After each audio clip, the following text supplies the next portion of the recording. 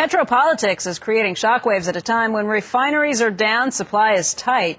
Here now with his outlook is Boone Pickens. He's the CEO of BP Capital. He joins us from Washington this morning. And Mr. Pickens, it's great to see you. Thank you for being here today. Thank you. Always good to talk to you, Boone. But when we see oil prices spike like this, of course, you're the first person that we want to turn to, the first person's opinion we want to get. Let me ask you, I take it you're still long on oil. You still think that oil prices are headed higher? Well, I do. If you look at the inventories for the last, we've gone down on inventory 7 straight weeks in global supply. So, and you know, it's the market is very tight, and at the same time you have the Iranian situation. Go back to January. I think that's the last time we talked, and I was my collar was a little bit tight. It was. You remember we were right on 50, and I said still 70 before 50.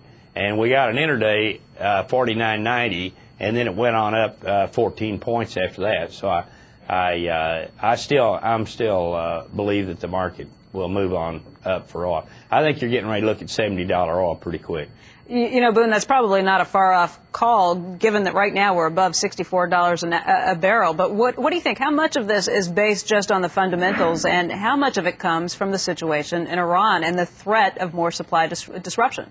I can't tell. You know, when you say that Iran is causing a problem for us, but at the same time you have inventories being pulled down. So it doesn't look to me like that there's a great pressure to, you know, get oil back into inventory. Well, when I think about that for a minute, I think also I don't think the oil's available.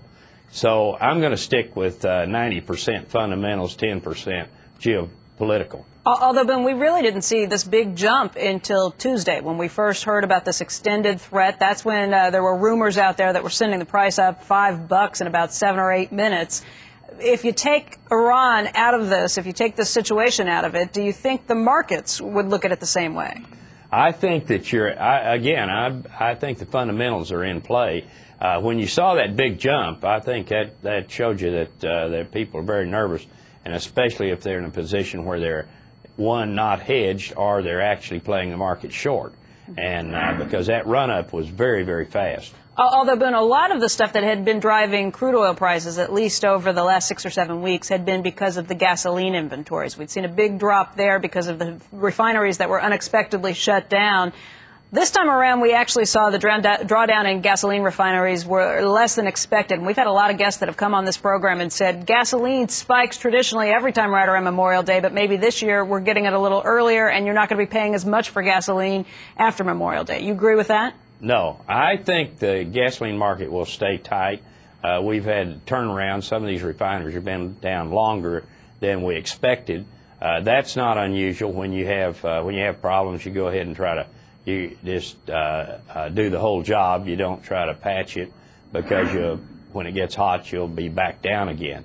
But I think one thing that we might look at is that this infrastructure is old. It's old, and when it goes down, oftentimes it's, for instance, the McKee refinery of Valero's out in West Texas. That refinery was supposed to be down first 2 weeks, 3 weeks. And now I think you're looking at probably 2 or 3 months. Wow. Boone, it's Carl. I'm wondering, do you think the Saudis here have an opportunity, or does OPEC at large have an opportunity to open up the spigot if things get too tight this summer? Well, Carl, you know, I don't believe. I think it's open. The oil that's available is the undesirable, high sulfur, low gravity crude, and you don't have any crude that everybody wants. It's what they have to take when it gets so tight. So I just somehow think I'm going to stick with the 85 million barrels a day is all the world can produce.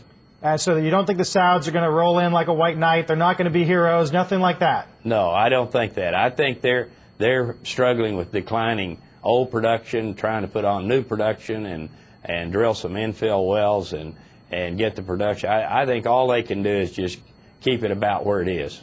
Straits of Hormuz, if it gets blocked, $100?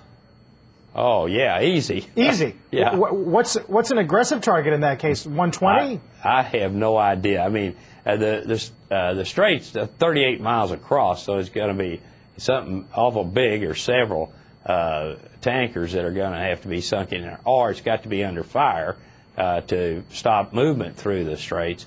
But it'd be straight up if you blocked it some way. I think 20 million barrels a day, and that what moves through there every day?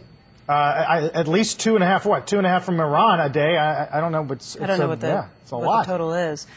You know, Boone, we talk all the time about the economy, and if that could be the one thing that actually slows down the price of oil, if you start to see a slowdown in the economy or a continued slowdown in the economy, do you think that could actually knock oil prices down later this year? Oh, I think if you have the economy can really stop. Yeah, I do.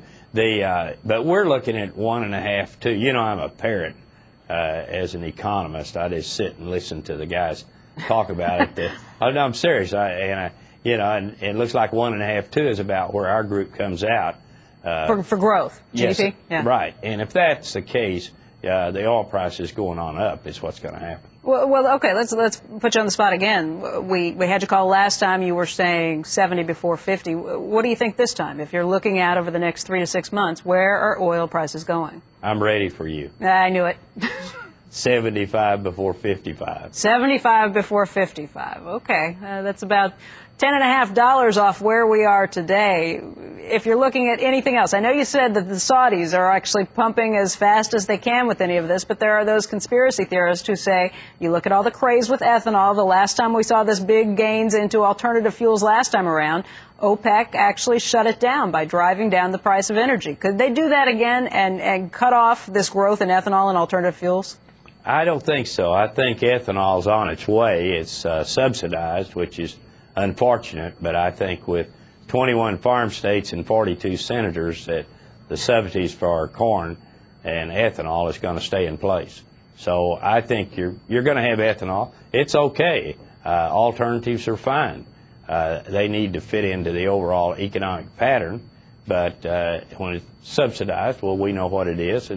But you're going to see a lot more corn grown this year. Right. But one thing about corn, it's fine if it's not irrigated, but irrigated corn has to be watered, of course, and with that, the lifting costs go up because natural gas is the fuel to pump the water to irrigate the corn. So that's going to be one. That's more of a local. It's in West Texas, but you don't irrigate in Iowa.